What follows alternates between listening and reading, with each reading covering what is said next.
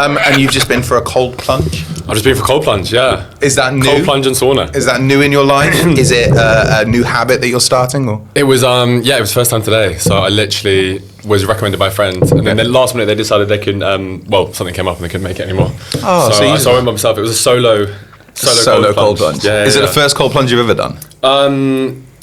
No, I grew up in Turkey, so I've done like the kind of whole like. Nice. Is it hammam? Is that what they call it? Mate, you're from Turkey. I think it's that. But yeah, I should know. Yeah, I should know, right? I should know. Yeah, but I've done like sauna there, and I used to do it with my dad quite a lot. And then Mate, awesome. you go and do like a plunge afterwards. But do you think you're going to carry on with it? I think so. Yeah. The cold plunge bit I really struggled with. I'm really bad at it. Yeah, man. I was in, and then I was out. Yeah, I was out. Yeah. My friend some does people in it. there for like 5 minutes. I was like, oh my god. It's the oldies for me. You'll always get someone there who's like 60 plus, just chilling for like 5 minutes. And the coldest one. Yeah. And then they just get out. Yeah, my friend ridiculous. does it, and it's just like he just does it nearly every day in the morning after going for like a 10k run and doing his back day and stuff. And I'm like, he's one of those guys. My God, man, how do you? It's mental. Yeah. Well, pleasure. Thank you for coming on, sir. Yeah, thank you for having me in this lovely studio. Yeah. This is. Do we ask the question first? What, the title? Yeah. Wherever. We usually end with it, in fairness, but we could go straight in if you want. Well, I feel like now that I've leaded it's to out it, there now. Yeah. So obviously the podcast is called Am I Famous Yet? Yep. At some point on the episode, we do ask the guest this. We asked each other this on the first episode. This was just you and I, and kind of discuss what fame we haven't was done it. No, we've done it a couple times. Yeah, I always try and get it in. So yeah, are you famous yet? Would you say? Oh God, it's a hard question. It's a horrible question. It's a horrible question. Yeah, let's do it at the end. Let's do it at the end, so we can figure out the journey first. We can paint the picture. We can paint the picture. Yeah. Turkey, from Turkey. Turkey. Okay, was born in London, and then I grew up in Russia and Turkey. Wow, which is insane. Did you start like music around that kind of journey over there as well? My dad was massive. In my eyes, he is a musician. He plays. When I go on tour, I always have a moment where the whole band leaves the stage, and then he comes on and he plays usually Vienna by Billy Joel. And he just like gives the piano an absolute schooling, and everyone's just like losing their mind by the end of it. That's amazing. It's just such a nice change of pace, and just like really works well within the show. So he joins you like on tour on all the kind of tours. Yeah. He doesn't come on the bus with us, but he'll do his like bougie version of it, where he'll like fly or take a train to wherever, Dublin, or last year he came to New York as well, which is great. Amazing. And then he'll go up in his own hotel and then like rock up sort of for sound check, and then we'll be like milling around with everyone afterwards and like having a drink, and Man, that's fucking sick. He's great. Man. Yeah, he's a good guy. So what was the most recent tour you've done then? The most recent tour was the October-November tour, where we were in Europe, UK, and then also North America. Wowza. And okay, so bear with me as I ask some like silly questions. No, because a lot of my muso friends have kind of like, we've gone on like little tours and stuff, but to go on kind of like the big European tours and always be on a bus and then of like have people around you and build that kind of network of people to function during the tour.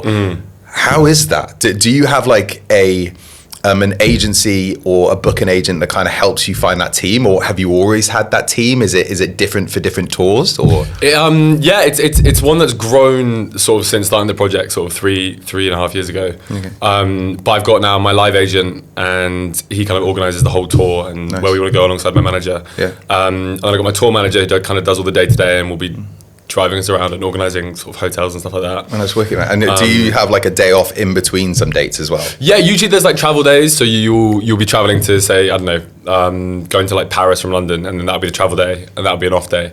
But usually when we're on tour, it's either because we're travelling or performing. There's no like sort of off days to chill.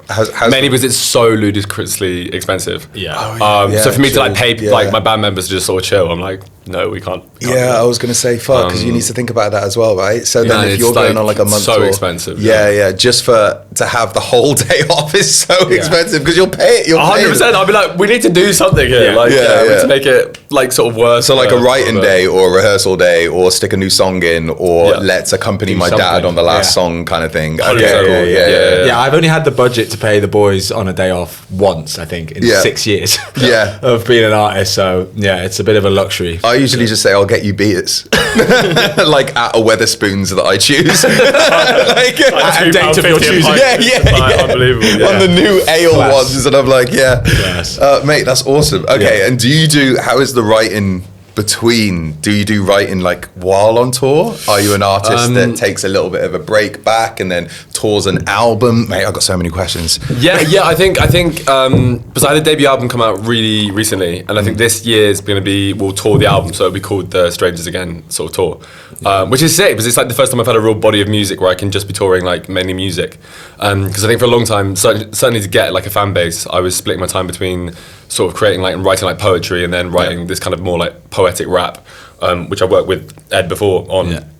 So it's kind of, for me at the moment, it's like really nice to be able to do just like the music, rather than having to, I think in the past tours I was having to do sort of like 20-25 minutes of like just pure poetry to even just fill up the set, because I didn't have enough songs to kind of like, you know. So now you've got that body of music. Yeah, and I can do an hour 15 show and just like the whole thing will be music basically, which is great. Because that's what I was going to ask as well, is if you've got like older albums, do you bring any of those songs into the new set? Do you kind of like, because my partner, she loves Paramore, but she hates when they just play the new album. She's like, I want to hear bangers from the old one, but it's so hard to go, but I've played this 100 times, so I don't want to sing like that one song that I wrote like 10 years ago. I want to write that, I want to sing the new one. So those like poems that people love, or those spoken word kind of pieces, do you still stick them in sometimes? Do you do it creatively and put them in the middle of a song?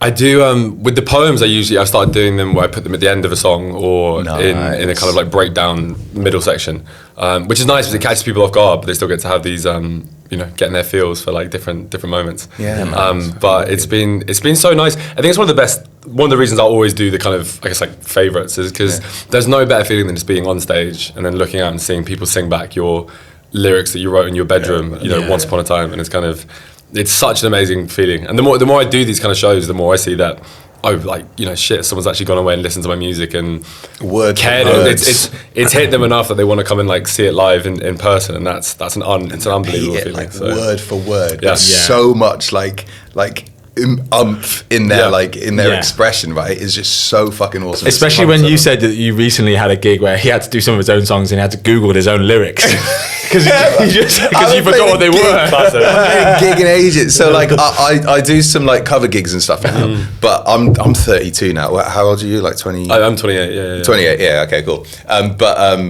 So I started my career like when I was 19, and it was a really cool couple of years and stuff. But over the last maybe 4 years since COVID, I've just been taking a little break and kind of do some other stuff, and now leaning more in towards tech. And I'm definitely like, music is still my heart and my soul, and that's why we still like talk about it. And it's kind of seeing the journey with having a baby and stuff. Yeah, exactly. To kind of go along the journey. But because I haven't played like one of my sets for a while, I played this show the other day, and it was just a cover show, but it accidentally got onto like my Spotify as like a show. So then I had a couple. I've had that before. Yeah, it's crazy. I've had a couple, and then just people like, "Hey, you're playing No Diggity, but can you play like one of your songs?" And I'm like, but I can't remember that song. I had to go listen to myself on Spotify and go, "What chords were these again?" That's crazy. Yeah. So it was a cool moment though, because I got to play these songs that really resonated with maybe like 1% of the room that were actually there, but it meant more to those people than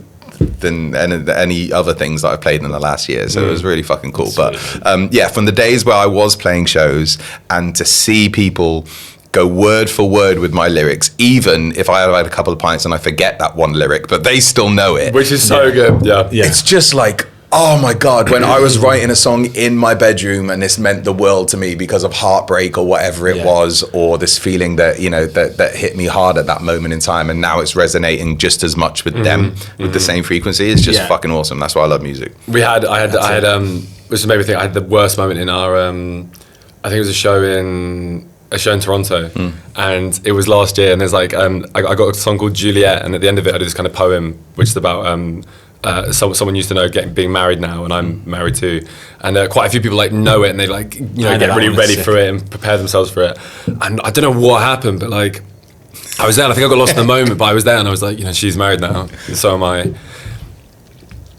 And then all these people sort of there like, oh, it's a really big dramatic pause, great, and I literally just go, and she's married now, and I just threw up the whole thing.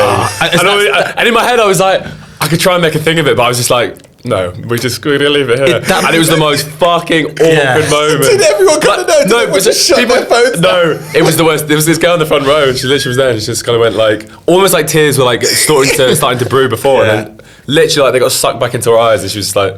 It's as well as that moment when you're like, wait, what is it? I was there like, I'm so sorry. The moment you start look thinking... her in the eyes, I'm like, I'm so sorry. Yeah. Because I feel like as soon as you start thinking, wait, what is it? You're fucked. Yeah.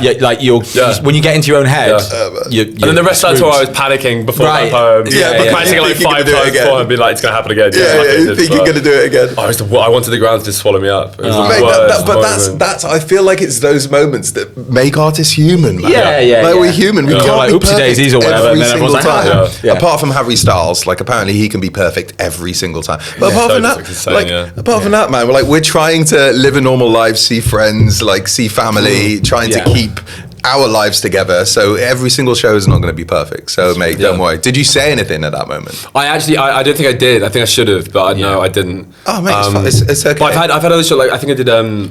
One of my first festivals was All Points East Festival. And I did that a few years ago on the Mitski Day, who's an amazing artist. But I had I forgot like a whole 16 to one of my songs. And I literally just freestyled the whole thing, and I was just there kind of like, but I don't think it was a good, cool freestyle. Oh, okay. Being like, bippity boppity, like Grandmaster Flash or something. And literally I was there like, my name is, no, it was like, and I was kind of hoping the guitar would like cover it up. I was like, oh my God, this is awful. I've done that plenty of times. So when I was doing shows, I think I've done it with yourself. We played that Pizza Express. And there is a bit when I re-listened to it on Spotify because it was recorded live, when I repeated because we had backing singer as well. Yeah.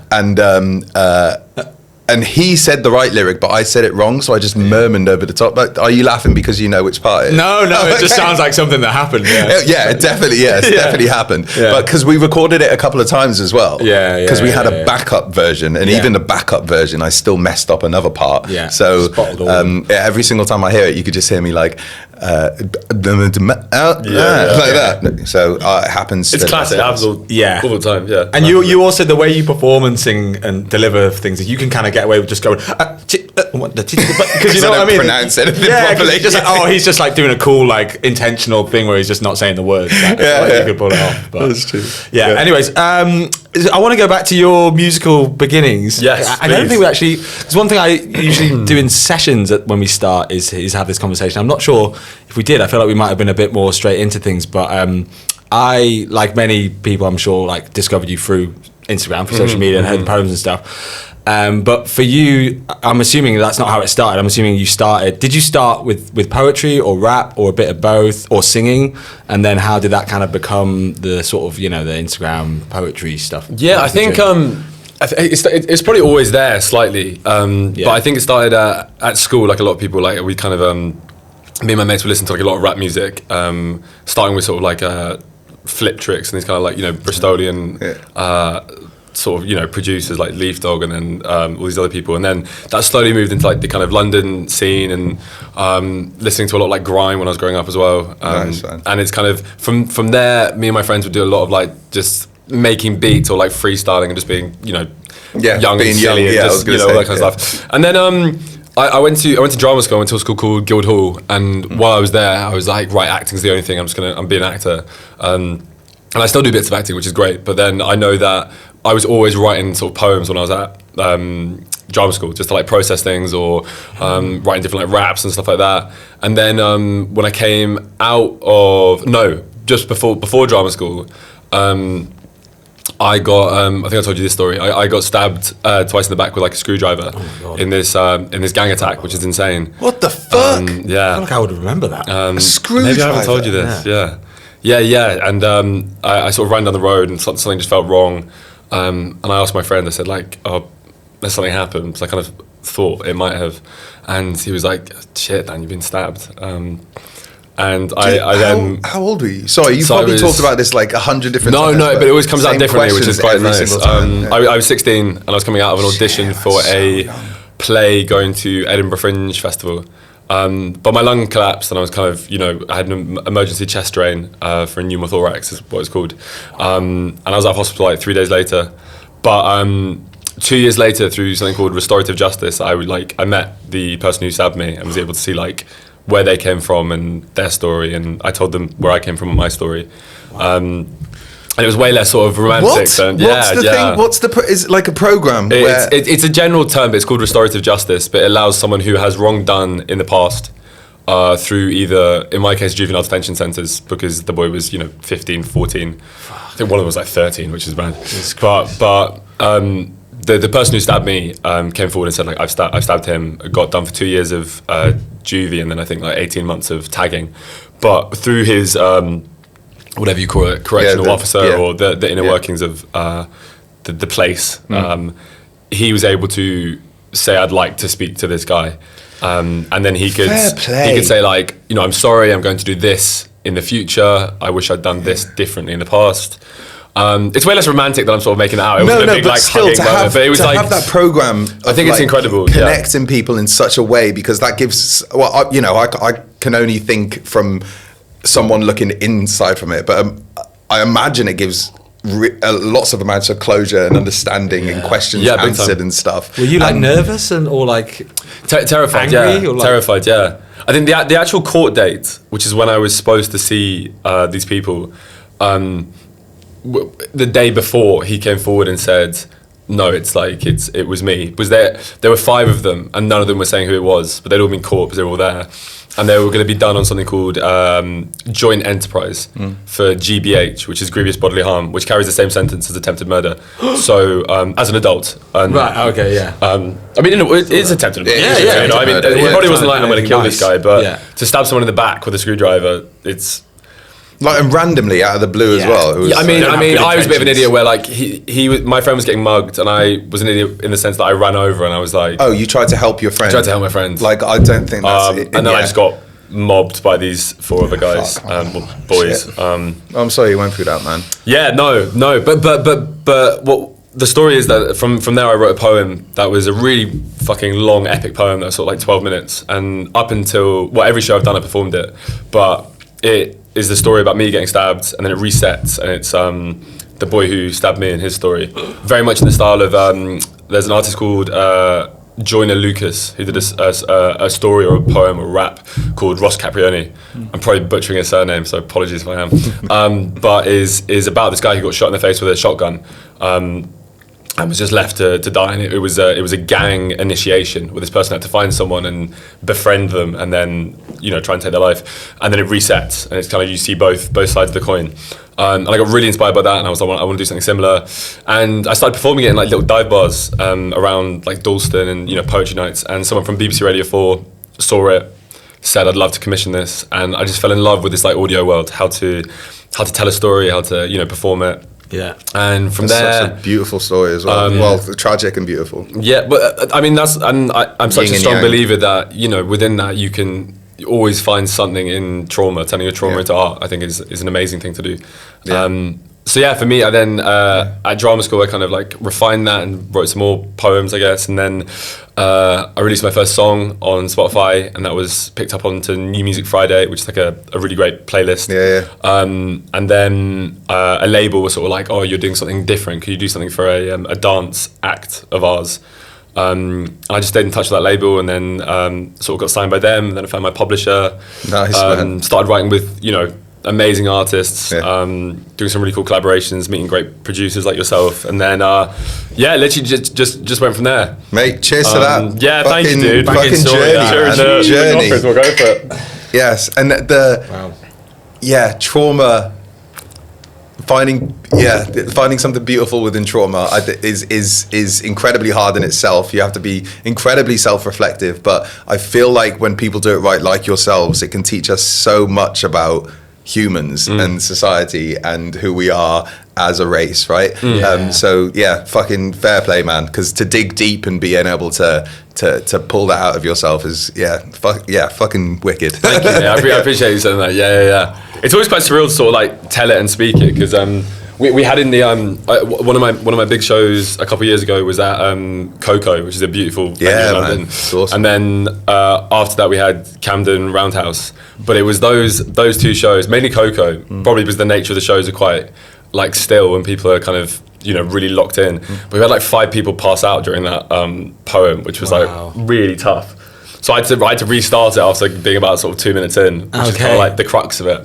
Just because do you think just the intensity of the I think the intensity of it. I think also just like it's a bit like the Queen's Guard thing, I guess, as well. If you stay standing still for too long, but people are wanting to stand still so much because they want to. They're paying so much attention. Yeah, man. Because that's the one beautiful thing. Not the one beautiful thing, but the most rewarding and beautiful thing that I find in performing is finding those little moments where I've talked about it before, but no one's thinking about yesterday, or no one's thinking about the shit day they've got tomorrow, or the homework that they need to present, or the boss meeting that they have in case HR brought them into a meeting and they're scared about it, or their mom being sick. Everyone's just in that moment with 100%. You. That's and it, to create that for a crowd and a group of people is it's such a beautiful moment. It's amazing, isn't it? Oh man, I just want to go make music now. I'm gassed. I'm like, that's why I always came from like live music. For sure. I've come from like live music to then like writing music. For me, it was always being a performer. But that moment of like, and that's why I like playing like acoustic guitar really quietly and bringing everyone in, and then just release. And it's just like, it sounds like you're to do that for like 2.5 minutes or 3 minutes for that it's fucking cool, man. No, that's what I love about doing the poem, for sure. It's just such nice to really like move someone and kind of like tell a story and stuff like that. How was the transition going into like more of a musical kind of area then? Did you already have a concept in your mind around what you wanted to write, or?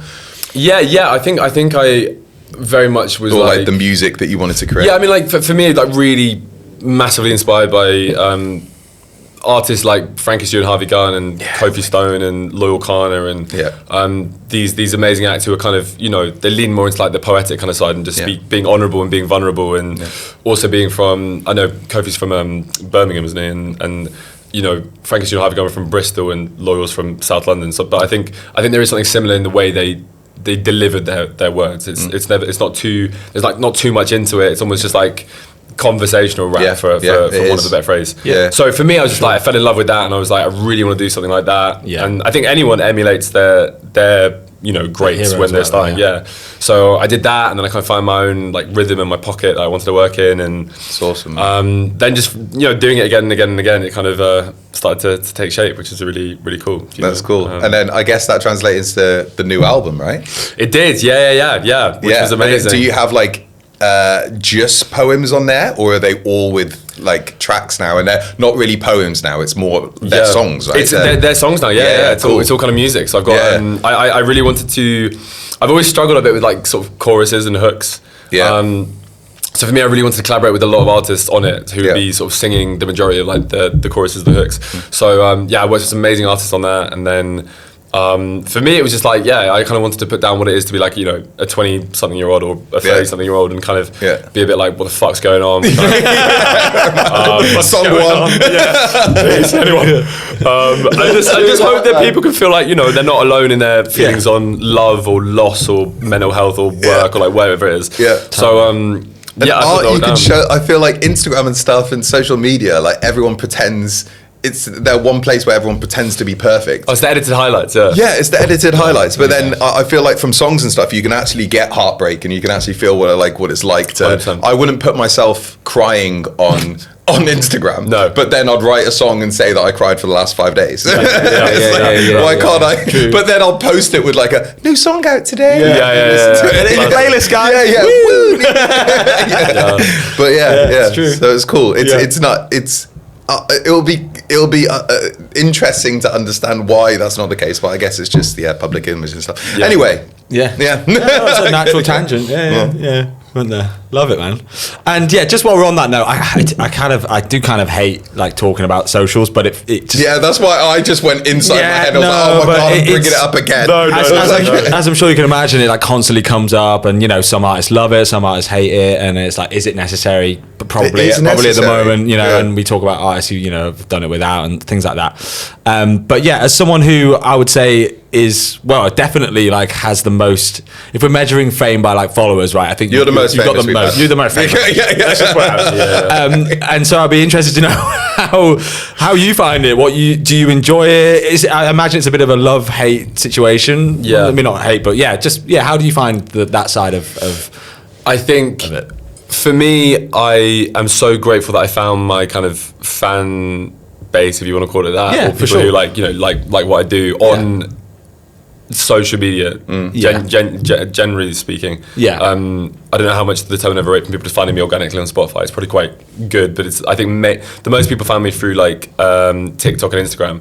So I'm incredibly indebted towards those people who found me there, and I think it's such a good place to be able to like share your new work and ideas with your like kind of community and people who like your work, and the potential to be discovered by more people. Yeah, but it's great for that. It is, yeah. And to connect with people that you've never met before, and without a paywall, and to kind of like just show off what you can do in this kind of like short, energized kind of with space. a video on your phone or whatever. Yeah, exactly. It is great for it. It is. But I've got so many thoughts now. I mean, like for me, I found myself increasingly addicted to like the algorithm and to like using it, and like before I just find myself posting something and leaving it, but now like the kind of comparison on like, oh well, this did better last week, and now it's like not doing as well, or for me I can almost like guess how well a song's going to do based on if it goes viral on TikTok or Instagram, or like lots of people like it. And if they don't, usually my day one numbers are not as high as they were before, which sucks, because then you get in your head about it. And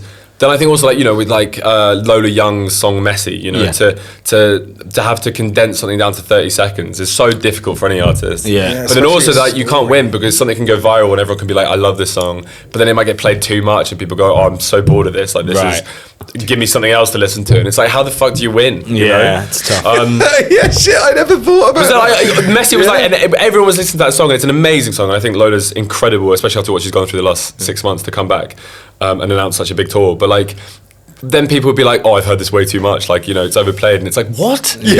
What do you want? Do you want it to just go a little bit viral? Just a little bit. Not quite viral, I never thought about that before as well. It's just nuts. But then I think for me, it's like, it's just at the moment just sort of being there, like I'll post something, but then I'll be like, oh, I just see what everyone else is up to, and in my head I'll call it like work. But then you'll wake up like 45 minutes later, it's just been like, what have I been doing? Like I've just been.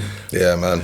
I never leave Instagram feeling hugely like, oh, inspired after 45 minutes. It usually will come within like 2 or 3 minutes, and I'll be like, oh my god, this makes me want to go and work and like write. Someone saying like a nice comment or something. Or also it's an amazing place to be able to see, like, especially like young men sort of reaching out and being like, thank you for being vulnerable and open. It really helped me to want to talk about this or try this out, and that's unreal. Do something different, which is amazing, and it's an amazing space for that. For people able to like communicate and get their messages across, which is wonderful. It can be yin and yang, right? The same. It can be really, really good or really, really toxic at the same time. You're right. But no, it's so integral nowadays, and like all artists need to do it. Social media's become currency. In a way, whether it's like following or I do like, for me, I do like, I try to do quite a few like different like brand bits as well, just because like I said, touring is so expensive, so anything you can make from that you can put back into the project. True. And like that's great for being able to live as an artist. No, of course. How does your music manager also help you with that, like that brand side as well? And branching out in different kind of like bits and pieces. So I've got a brand manager called Jack, and he'll love that I said his name. Big up Jack. Big up Jack. Let's go. But he kind of does a lot of outreach to different brands and kind of goes, oh, this would be a really cool fit for Dan. Nice. And try to like cultivate those relationships. So like if you go on tour, if it's a clothing brand, they might like kit you out for the tour, or but making sure it's a brand that makes sense for you as an artist and a person. Yeah. With it, insert hilarious brand here. I can't think of anything, but So it's to bridge the gap. Okay, cool. Because it's interesting as well, because I guess I had that kind of when in my 20s, when I was doing some live gigs and kind of touring, not in the same expansion as yourself, but it would be less of like, it would be more like, cool, let's fit you for this show, and then you give the clothes back and stuff like that. I kind of get that. It's an interesting space. Definitely. But I think overall it's like it's an incredible tool, and I think you need to remember it's a tool, because like for me, a lot of the time I've taken it as like my self-worth, and I've been like, oh god, followers going up, followers going down, views going up, views going down. I really took it like to heart sometimes, and it can get me like down, which is awful. Something that's created for like a social created as a social app can actually like be affecting your mental health, which is not good. And I've absolutely fallen victim to that a lot. For sure, yeah. And I've spoken to people who've been like, yeah, I'm just having a tough day, and they'll be like, why? And they'll be like, I put something out and no one really, liked it. But that's which is ridiculous, because it's like my barometer's so messed up, because it's like you'll see something that might get like 20,000 likes, and if it gets 10,000 likes, you'll be like, oh, woe is me, which is fucking ridiculous. Yeah, It's like 5 years ago, I was like just creating a channel, and I was like, oh, imagine if I had. Yeah, but don't feel bad about that. That's like relative to you. It's because that's like in your world. Yeah. And you want to succeed in everything that you do, the same as any other human, right? Yeah. So like it's gonna get you a little bit down, but I know what you mean. Sometimes when people of the office job or something like that, and you're just like, oh yeah, I'll release a song, but it hurts. It's your world, it's your work, and it hurts. So don't. I appreciate something. No, mate, I think it's just a reality check sometimes. Yeah, like, 100%. It's definitely. I think it's mainly just knowing that like 3 years ago I wouldn't have even dreamt that I'll be sort of doing or performing at the places that I am now. So it's that's the thing. Are you? I like to ask this question. Are you writing happy songs? I find it so hard to write happy songs. When I like broke up. When people broke up with me, I never did the broken up. When people broke up with me, Jesus. Like heartbreak and, as you said, trauma and stuff. It's a lot easier to pour your heart out into. Heck of a fuel for songwriting. Yeah, like because we've had the last couple of podcasts where now I'm very, very lucky to say I'm feeling very lucky and very happy. Very happy to be in the place that I am with a little son and my wife, and it's so hard to be like, woo, yeah, got a son and a wife and everything's okay and it's sunny outside. But have you ever kind of like, have you branched out into that now? Kind of. Yeah, I mean it's funny. I'm sort of a month into a breakup, so I'm in the Hurt Locker. I'm in Hurt. You write the songs. Get in the studio. Get in the fucking studio, bro. So I think the writing I've been doing recently, I've been trying to look at all different things, but naturally I've been gravitating towards sadness and just like breakup songs. But even when I've been in relationships, I've never particularly been writing about a specific breakup, but I've just often loved to wear the shoes of a breakup or sadness or depression or whatever it is. Mainly it's because naturally I just love rolling into a minor chord progression. But like I really love those darker sort of sadder songs. Mainly for me, it's like I love to be able to be hit with an emotion straight away when I'm listening or when I'm playing, and it just happened to come out as quite sort of sad breakup songs. So do you write a lot like by yourself at home first? I'll get in like into the studio, or I sometimes I'll come up with like basic loops or progressions, or like I can use Logic a little bit, and I'll kind of I'll find like a progression from Splice or something, and I'll kind of work something out roughly. Yeah, big up Splice. Yeah, 100%. And then I'll go to a producer and actually say like, oh, I had this idea, and then just see what comes from there. Is that what kind of happened with you guys as well? Did you have like an idea before you stepped in with Ed? Or? I think the first song I just said, oh, I love what you do with having guitar with licks that are really they really stick in your ear, and you almost know what's going to come from the first 3 notes of that guitar. Yeah. Because in my head I was kind of like, oh, how cool would it be to like go and do a gig? Yeah. And then as soon as that like comes in, someone just goes, oh, I know this song. So I just said that, and Ed just came up with it so quickly with that first song we did, and it just kind of went from there. Basically. Yeah, mate. I'd never noticed you were very good at that. That like from all of his songs, you can see there's got this. It's real earworms. Yeah, for me so on like from an the get go. Thank you guys. Oh mate, yeah, shit, nice one. Yeah. Oh, so I said that. But yeah, I mean, happy songs. I tried to do that, but like a lot of people said, like, God, a lot of your music's just really kind of sad, isn't it? And I'd be like, listen, that's the world that I create at the moment. Yeah. But no, I do try to create like different stories and different songs, whether it's like nostalgic or just something that's a bit more happy. You know. Of course, man. Okay, cool. So I find it harder to write it like apart from unless so Pharrell Williams is like happy. You know, it's like what does a happy song look like? Is it like I don't know why that is. So hard. Why is it so much easier to write sadder songs, and why is it so much nicer as well to listen to sad songs? It's less corny to write like. Yeah, like if you need to write with grit, then it's easier to write with sad kind of like words. Yeah, so I guess that's a little. Well, that's maybe how I've kind of thought about it. What do you mean? Like also with like rap and stuff. Yeah. like they'll have grit in their kind of lyrics. Yeah, there's very few positive rap songs. Exactly. But then in kind of our space where it's £7 for a pint, but in Weatherspoons it's cheaper. Like it's just, you need a little bit of grit in the story. Yeah. It's hard, man. Yeah. But I've tried to. I think whenever I've gone to the more like happy kind of space, it's been more like cheeky happy, and then that kind of sounds okay. Yeah, because it's got a little bit of grit. Massively. Which is nice. So Logic, writing songs a little bit, take it into a producer. Is there a producer that you mostly work with, that you like to work with? Is it kind of like different producers that you've worked with? It's different producers. Especially on this album? I really like being. Especially on this album.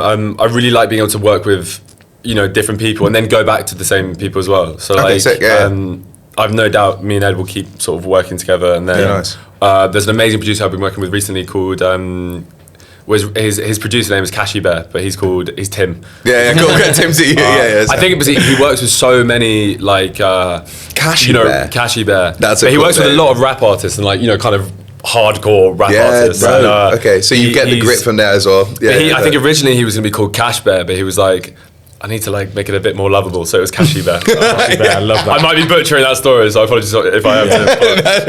I also love that his name's just Tim. But just Tim the Cashy producer. Bear. Tim the producer.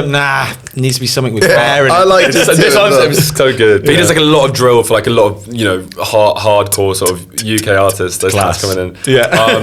And then there's an amazing producer called Ed Graves who works out in Bath near Real World, the studio out there, which is brilliant. And he's just brilliant at creating like a world. It can be very cinematic and ambient and loads of layers, which is great. And then another guy called Joe Brown who works in Dalston.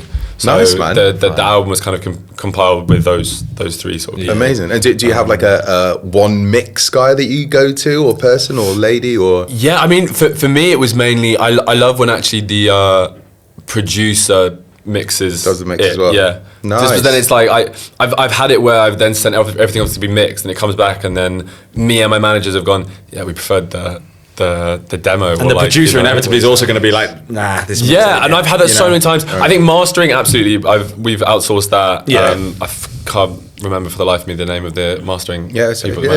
It's a really hard balance to find, because sometimes I feel like mixing, especially because they're fiddling with levels and EQ and compression, you can do so much on the mixing side that it ends up just changing the song completely. So you need to find. I feel like mixing the track is 50% of doing the track. Everything else comes down to the writing and the producing side. When you hand it over and it's that polish on top that really brings the vocals out and stuff like that. So it's important to find that right person.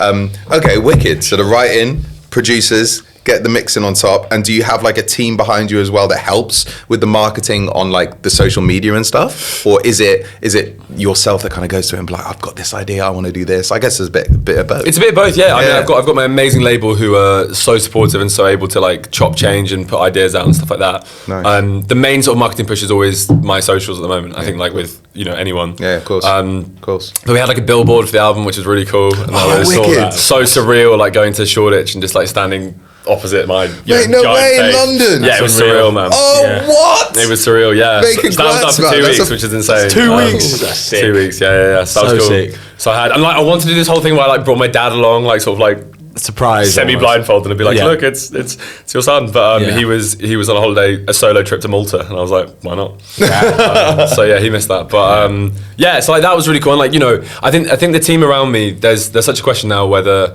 as an artist you can do your own thing, like like Russ, where you can be your own label and you don't need to. Why am I going to pay a label to do essentially what I can do and then take 80% of everything? Or people are signing sort of more, user-friendly deals, which is like sort of 50-50, like these indie deals. So I think for me, I always wanted to be with a sort of independent label, or I found that I really like that. Because for me, I like to have a team. I double guess myself a lot, and I'm incredibly anxious at the best of times. And kind of, it's nice to be able to have someone to go, no, you're doing a good job, you're fine. We've got this, don't worry. If you want to take a week off, take a week off. And it's a bit of a family, So I think there's just like 6 or 7 of them in the label. Nice. So it's like really nice and small. Can drop in at any time, and they've been incredible. And just to find out what the project is, because it's not. you can't easily place it. Yeah. You can't just go, all right, this is just rap or this is just poetry. No. I So feel like that's why it resonates with so many people as well. Yeah, and I think it's something different as well, which is nice. And that's the main thing. It's like my music's always been described as quite like sticky. So when people do find it, they kind of go, "Oh, I'm in." And the listens per listener will be super high and engaged. It's just about finding. More people to getting the music in front of theirs first. Exactly. But yeah, man, you're so right about having someone to bounce things off. I was literally saying this morning I had a session and I've now been without. So I had a manager for like 4 or 5 years and then now not been with one for just over a year. And I had a session today and he's like, "Oh, how are you finding it?" And I just, like, the first thing I said, I was like, the main thing I miss is just having someone just to bounce off. Yeah. And a lot of the times it would just be a reassurance thing. It wouldn't necessarily be them informing me something. I'd be like, I'm thinking about doing this. And they go, "Yeah, that sounds good." Or I'm thinking about maybe I'm not going to do this. And they go, "Yeah. It's just literally, not necessarily having a yes man, but just having someone, just to bounce off. I think it's so important. Someone seeing the full picture and to be with you along the journey, through the highs and the lows. And just someone you trust. Understand it a little bit. So when they say yes or no, you go, "Cool. Decision made. I can think about something else now." 100%. Yeah. Like a soundboard as well. James, who always helped me, man. It was just because I'm anxious at the best of times, and I switch my position. I overthink things and stuff. So to have someone that goes, "Zach, come on, we're doing this. This is right. We talked about this. Let's do this." No, you're right. Yeah, cool. Yeah. Instead of when I go on like a massive whirlwind of stuff, and he's like, "Okay, focus that energy into writing the music. Cool. Now bring it back. We're gonna go this way." Mm-hmm. So it's driving from both sides, which is really important. Definitely. But I think it's good that you have that with the label as well. Yeah, because I really do think that it can be a really lonely industry. For sure. Especially sort of having to get up every morning and go, "Cool, I'm going to be creative today." And if you don't feel like I have to be. You have to do it. It's like if you don't feel like that, it's really tough. Yeah, to kind of like squeeze it out and go, "God, I really it's so hard. Yeah, and I just like, part of me really does sometimes go, "Oh, would I be happier if you sort of did something where I had a boss or like someone to be like, 'You're going to get this done today'?" I really struggle with sometimes the kind of, okay, I'll get up and kind of finding my routine and stuff. But then you go on tour and then I'm like, I wouldn't change this for the world. That's it. It's the most amazing thing. Or like I'll write something in my bedroom and it would just be me and I'll be like, "Oh, like in 3 minutes." and I'll be like, "I love this and I'm so happy I've done this." And getting I think people need to, or maybe people do, but it's just they do it silently. But like, how amazing to get like emotional at your own work, or like to get excited by your own work, or kind of want someone else to come into that world by going like, "Oh my God, can you come listen to this? Because I'm so excited by it." I think it's just passion, isn't it? It's wonderful. 100%. I think that balances it all out, which is great. I love that as well. Of like, I'm a big one for like writing something and then listening to like the voice memo the next day and getting excited about it on the tube, and just like, and also like writing something in such a personal space and kind of translating that to when you're on the tube or in the real world. I feel like I understand it a lot more, of like maybe reading between the lines of what I did do or what I didn't do in like a real life setting, instead of just in a corner in my room kind of when it's dark in the evening. So it resonates a lot listening to what I did yesterday the next day while I'm traveling around, and like little smiley moments of like, "Oh my God, this sounds fucking sick." You need to have confidence in that kind of like, if you don't believe it, who else is going to exactly. I keep saying this with songs as well, is like when people go, "Oh, do you listen to your own music?" I'm like, yes, because I chose every single thing that went into the song. Like it was, I got to choose a song that I'm like, "Oh no, I don't like those drums. Oh, I like those drums. That's the best snare I've ever heard in my entire life." So yes, I listened to my own music because I picked everything. Absolutely. That's a nice way of putting it. Actually, it's great. It's like I picked that lyric, I did that thing, I liked that melody. So of course you're going to be affected by it. And it's funny you say about the how it affects your emotions. I've got this thing. Bobby always teases me because of this, but like sometimes when I'm working on some stuff, especially this like new album that I'm working on, it's like I'll listen to it and like I would genuinely like there'll be tears in my eyes. Like sometimes I will actually just start crying because I'm so gassed. Like, this is so. I think, and you should be so good. And I sometimes send Bobby selfies, and she's like, "Oh God, you listen to yourself again." It's just me with like tears in my eyes. But that's like almost like a litmus test for me now. Like it happened the other day with this tune I wrote with my friends, and I was like, "Lads, I've just started tearing up." Which for me, it doesn't necessarily mean it's going to like get all these numbers or whatever. But for me, I'm like, it's there. I really really love this, and I can't wait for it to go out. And it's satisfying you, and that's like that's what it's all about. Really, it's creating something that like you really respond to, which is great. Fingers crossed, a handful of other people as well. New project coming out then? Well, I know you've just released this one anyway, Just but have released we that got one, yeah. any teasers that we can put on social media so we'll get loads of views, please? We've got yes, I've got a song coming out with DJ Seinfeld on his new album, which is cool. So he's like DJ producer that I've like admired for a really long time. wow, so man. I got a song with him coming out, which is great. Huge. Fucking wicked, man. How did that connection come about?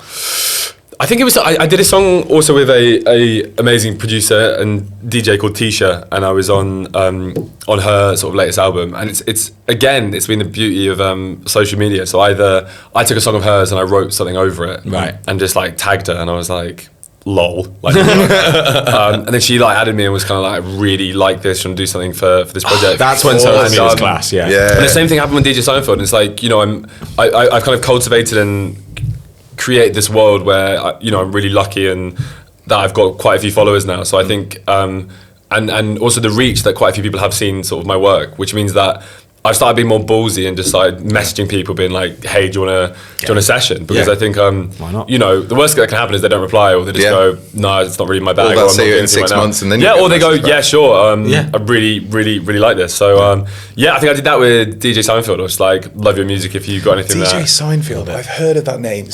I swear. You'll know his music, I'm sure. Yeah. Okay, cool. Have a little listen when you. Yeah, I'm gonna have a little listen after this. He's great. Like, very like layered, kind of in that world of Bunt or Fred Again or Joy nice, man. Okay, cool. Really okay. nice, I need to check layered it out. music. Yeah. So back to the question then. Oh, well, you've got anything else coming up? First of all. Oh yeah, nice. one. Yeah, I got that single, and then I'm weirdly I've been asked to do a TED Talk in Lisbon. So awesome, so it'll be like man. sort of 2,000 people audience in that's next month. So I'm going off to Lisbon for sort of 4 days. That's very and I might just stay there for a bit afterwards as well. Oh, you must, man. Yeah, me and, right. Yeah, apparently it's drink some gorgeous. freaking wine and sit by the man. beach. me and Bob's went for the first time last year. It's incredible. Man, amazing. Yeah, That's it's insane. gorgeous there. So nice. I'm really excited. So I got that, and then we announced the tour. Don't know when this is coming out, but I'm announcing the tour end of this month officially. Cool. Okay. So that'll be UK, Europe, and the States and Nice, man. North America. But that'll be the biggest one I've done. I think we're doing sort of like 21 dates or something. So it'll be a good like month and a half of work, which would be sick.